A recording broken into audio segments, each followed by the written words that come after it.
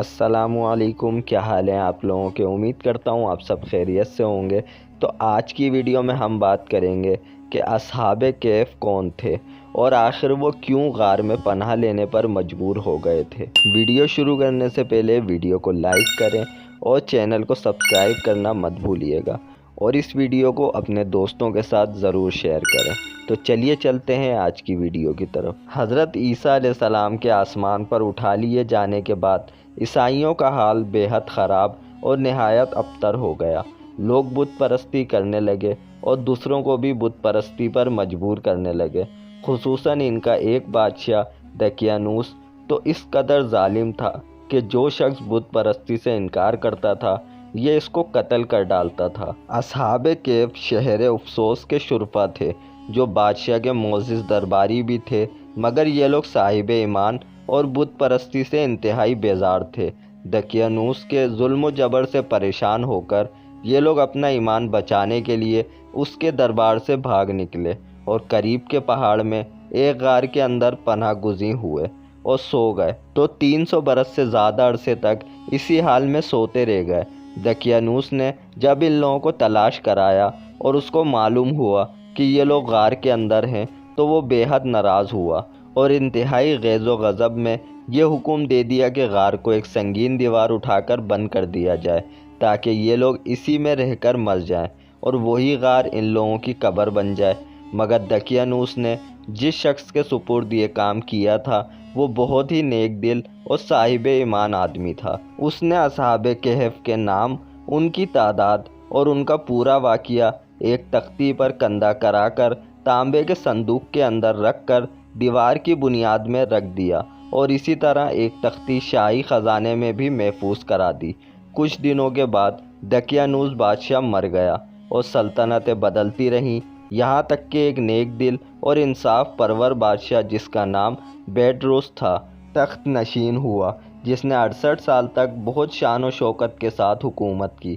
اس کے دور میں مذہبی فرقہ بندی شروع ہو گئی اور بعض لوگ مرنے کے بعد اٹھنے اور قیامت کا انکار کرنے لگے۔ قوم کا یہ حال دیکھ کر بادشاہ رنج و غم میں ڈوب گیا اور وہ تنہائی میں ایک مکان کے اندر بند ہو کر خداوند قدوس عز و جل کے دربار میں نہایت بے قراری کے ساتھ گریہ و زاری کر کے دعائیں مانگنے لگا کہ یا اللہ عز و جل کوئی ایسی نشانی ظاہر فرما دے تاکہ لوگوں کو مرنے کے بعد زندہ ہو کر اٹھنے اور قیامت کا یقین ہو جائے۔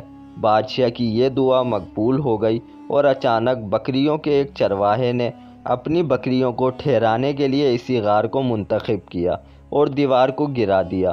دیوار گرتے ہی لوگوں پر ایسی ہیبت و دہشت سوار ہو گئی کہ دیوار گرانے والے خوفزدہ ہو کر وہاں سے بھاگ گئے، اور اصحاب کہف بحکم الہی اپنی نیند سے بیدار ہو کر اٹھ بیٹھے اور ایک دوسرے سے سلام و کلام میں مشغول ہو گئے اور نماز بھی ادا کر لی۔ اب ان لوگوں کو بھوک لگی تو ان لوگوں نے اپنے ایک ساتھی یملیخا سے کہا کہ تم بازار جا کر کچھ کھانا لاؤ اور نہایت خاموشی سے یہ بھی معلوم کرو کہ دقیانوس ہم لوگوں کے بارے میں کیا ارادہ رکھتا ہے۔ یملیخا غار سے نکل کر بازار گئے اور یہ دیکھ کر حیران رہ گئے کہ شہر میں ہر طرف اسلام کا چرچا ہے اور لوگ اعلانیہ حضرت عیسیٰ علیہ السلام کا کلمہ پڑھ رہے ہیں۔ یملیخا یہ منظر دیکھ کر حیران ہو گئے کہ الہی کیا ماجرا ہے کہ اس شہر میں تو ایمان و اسلام کا نام لینا بھی جرم تھا، آج یہ انقلاب کہاں سے اور کیوں کر آ گیا؟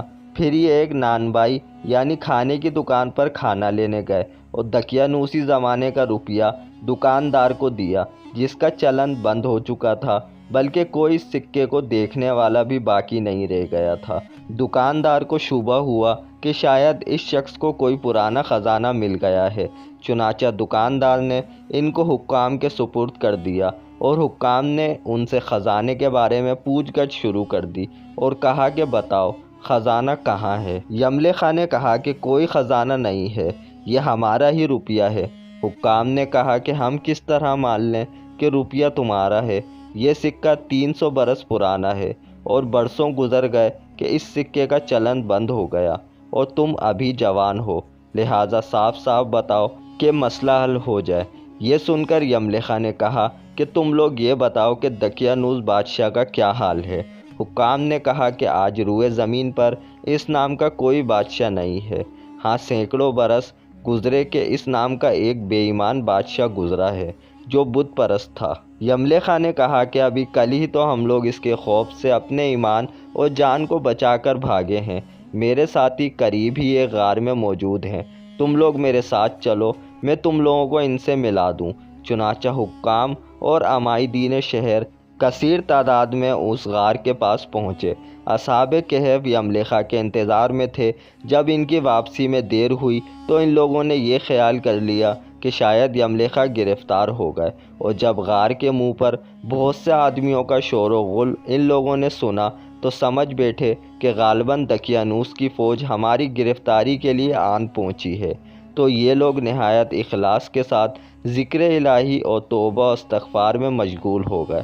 حکام نے غار پر پہنچ کر تانبے کا صندوق برآمد کیا اور اس کے اندر سے تختی نکال کر پڑھا تو اس تختی پر اصحاب کہف کا نام لکھا تھا، اور یہ بھی تحریر تھا کہ یہ مومنوں کی جماعت اپنے دین کی حفاظت کے لیے دقیانوس بادشاہ کے خوف سے اس غار میں پناہ گزین ہوئی ہے۔ اس کے بعد یملیخا اس غار میں واپس چلے گئے اور وہ غار واپس بند ہو گیا۔ آج بھی ان کی قبریں اسی مقام پر موجود ہیں، باقی اللہ بہتر جانتا ہے وہ اور کتنے ٹائم اس غار میں زندہ رہے۔ تو بس آج کے لیے اتنا ہی۔ امید کرتے ہیں آپ کو یہ ویڈیو اچھی لگی ہوگی۔ اگر یہ آپ کو ویڈیو اچھی لگے تو ویڈیو کو لائک کریں، چینل کو سبسکرائب کریں اور اس ویڈیو کو اپنے دوستوں کے ساتھ شیئر کرنا مت بھولیے گا۔ ہم آپ سے ملتے ہیں کسی اگلی ویڈیو میں، جب تک کے لیے اللہ حافظ۔